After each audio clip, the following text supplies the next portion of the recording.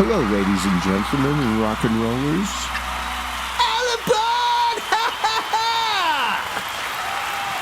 Welcome to the ElectroJet Rock Show. I'm your humble host, Jett Electro, coming to you from Las Vegas, Nevada, in the good old USA. And I also have with me, coming to you from Los Angeles, Professor Electro. How's it going, P.E.? It's going good. It's going good. How you doing? How's everybody doing out there? Ready to rock? Rock and roll. So what we're gonna do? We did the Van Halen one. We're doing all bands that we think are the greatest bands of all time and why. It has to do with the players in the band and their body of work, etc., etc. So tonight our issue is going to be on the Scorpions.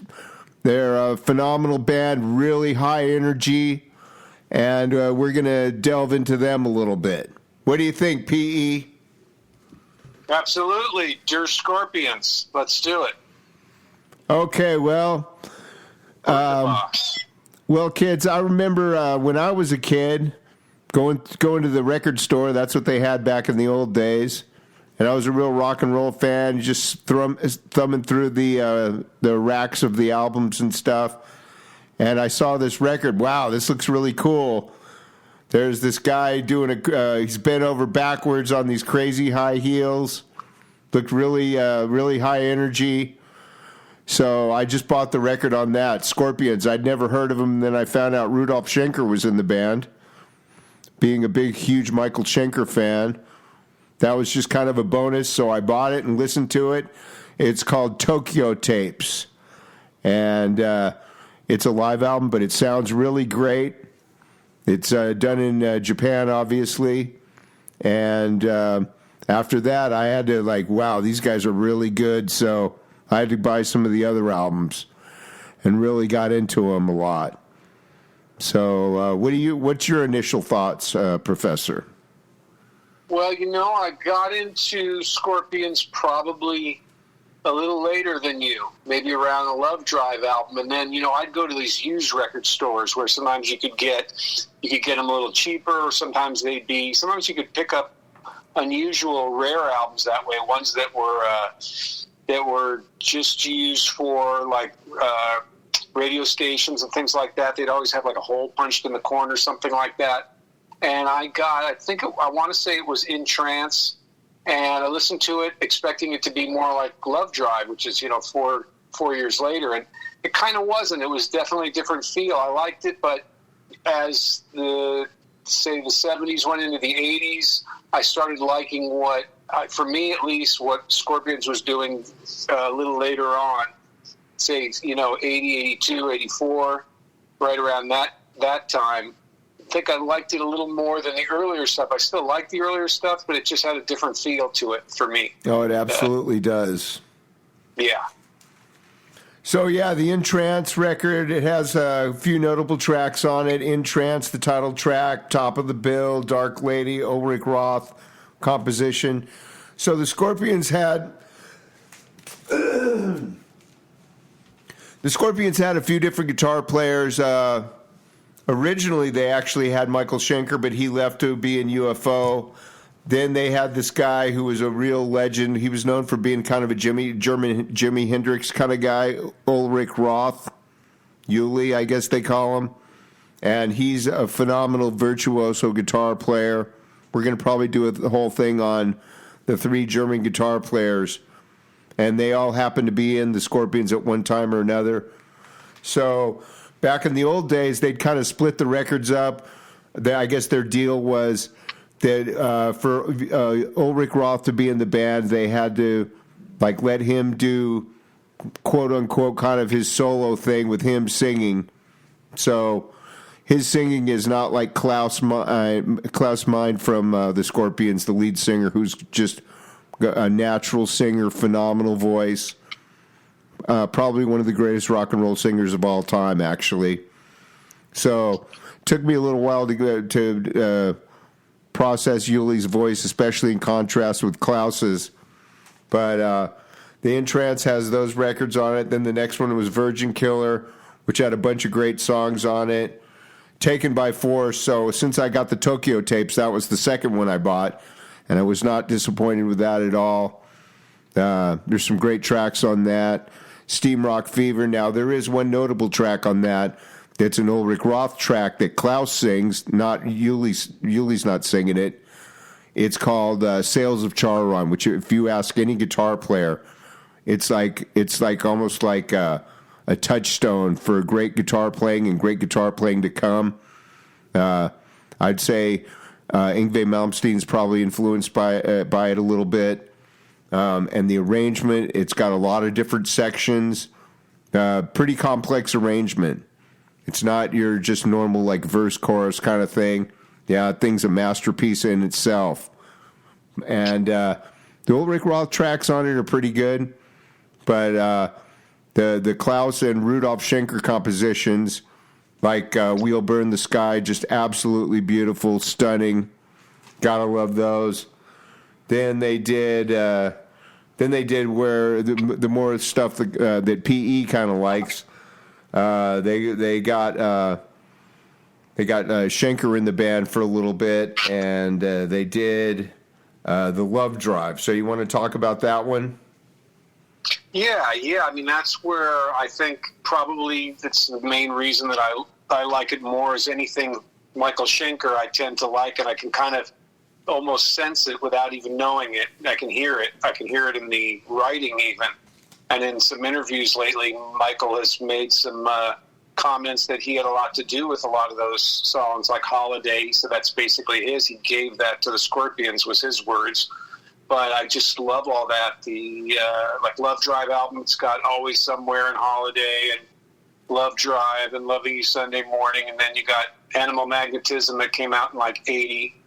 And that had Make It Real. And I love Make It Real. That's a beautiful song. Yeah, I love but that it one. Totally rocks, though, too. Don't Make No Promises, which is pretty good also. And then you have the two, maybe, I don't know if they're the best-selling albums, but they're probably the two of the most well-known albums, which is the Blackout album in 82. Absolute masterpiece. Every song on there. Every song is good on that album. Blackout, Dynamite, Arizona, No One Like You, and the Smoke is Going Down. You Give Me All I Need. And then you got Love at First Sting a couple years later in 84 with Big City Nights and Still Loving You and Rock You Like a Hurricane and Bad Boys Running Wild and Coming Home. That one, almost every song on it is real good too. And big, got a lot of play on MTV and on the radio. Yeah, they got a big push on that. Yeah, but well deserved. And I saw them during that time. I saw them with Iron Maiden, and Iron Maiden, I think they kind of co-headline. So depending on the venue, one would start, one would finish. And when I saw them, Iron Maiden opened, and they kind of wore the crowd out because Bruce Dickinson kept making everybody scream over and over and over and over again. And by the time Scorpions came out, you could just kind of tell the crowd was kind of tired, just almost worn out. Yeah, he probably had to do that. I'm sure so it wouldn't seem like the Scorpions were too good or something. I don't know. Well, anyway, the Scorpions basically came out. It didn't matter. They just had so much energy. It just rejuvenated the crowd, and it was just a different feel. It was kind of more major key stuff, more just positive force. And Klaus is just, he's kind of campy and funny, and of course the accent that everybody's always impersonating him for. It just had all of that, and it was just. Can I do my Klaus? What's that? Can I do my Klaus? Sure, go ahead. All right, Los Angeles. There it is. So I'm sorry to talk over you. What were you saying? They just came out with a lot of energy and just were just great. They were just great. And but then later the albums that followed that, like his Savage Amusement and Crazy World. The Crazy World was pretty good. I mean, but it just didn't do it for me like the '80s albums did. And then, the thing that really got me was years ago I got a copy of a Live in Munich performance, 1993, where Michael Schenker was touring with them. I think he would come out for maybe half the show, and they would do some acoustic songs. And later they did a whole acoustic album after that because it was so successful. But I want to say it was live in Munich, like right around 1993. And it's actually some of the best Scorpions I've ever heard. Just absolutely beautiful acoustic versions of Under the Same Sun, When the Smoke Is Going Down, Send Me an Angel, and then they also did a Michael Schenker acoustic original called Positive Forward. And man, it just sounds great. And then they got a ovation, and they came out and did Holiday, which was just absolutely magnificent. So you ever get a chance to listen to that? They have a couple different versions. I think the one that's on YouTube is not quite as good as the one that I heard. But just you can search Live in Munich 1993 with the Scorpions with Michael Schenker. Just man, it's just great. Yeah, I think the difference between Iron Maiden and the Scorpions are definitely more melodic. Definitely more have that kind of Beatles influence in their songwriting. Yeah, it definitely has just happier, funnier, full of energy, and just very positive. And some of the, let's face it, some of the Iron Maiden stuff's more minor key, a little more dirge sounding, a little more grinding, and it was kind of a strange two bands to have live because like I said, Iron Maiden kind of wore the crowd out, but they gave it a little time. I think there was a break in between about half an hour, and then Scorpions just came out. And wow, they were just unbridled energy. So yeah, one of the most high energy bands of all time. I mean, they just really, man, electrical, just really, really, really high energy performances. That's what I love about them. Yeah, and it was just a positive feel, really good at engaging the crowd. Klaus is really good with that, and his accent and his his sense of humor and his little kind of self, little bit of camp. Just they're funny and they're fun. They're just a very fun band to listen to live. Absolutely. All right, kids. Well, I got to get a commercial in here. Don't forget to like and subscribe to our channel. And if you're digging the content, share it among your rock and roll friends. And for you younger kids out there that are just discovering the old canon, the old 70s and 80s rock,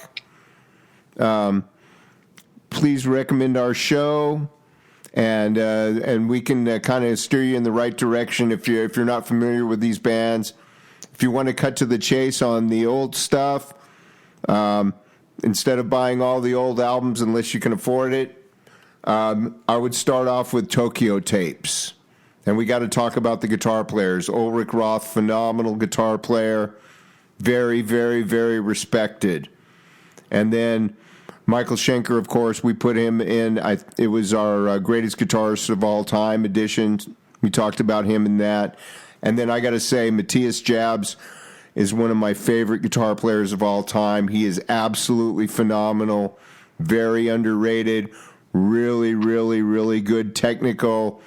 He's a big, tall guy, so he's got the big hands. He can do the really wide stretches. And, yeah, those guys, I love their sound, too. And also, I got to touch upon the rhythm section, Francis Buchholz and Herman Rarebell. One of the greatest rhythm sections of all time, just phenomenal.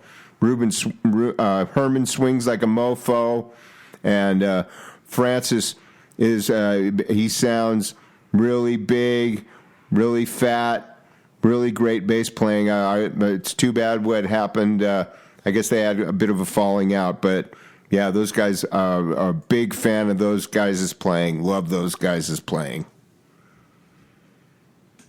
Well, I guess we got so much to talk about with all the members of Scorpions and the Scorpions themselves. We might have to do a part 2 to this later on. But I think it's about time to wrap up this show, J.E. Well, we're getting there. I do want to say 1990s Crazy World, produced by Keith Olsen at Goodnight LA Studios.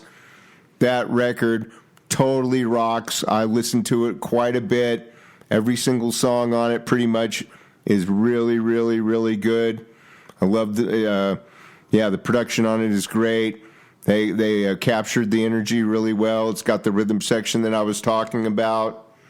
Also, some of the albums, maybe after, say, like Savage Amusement, maybe they didn't have quite the songs on it, but there's one song in particular I really like called Rhythm of Love. That thing's a masterpiece.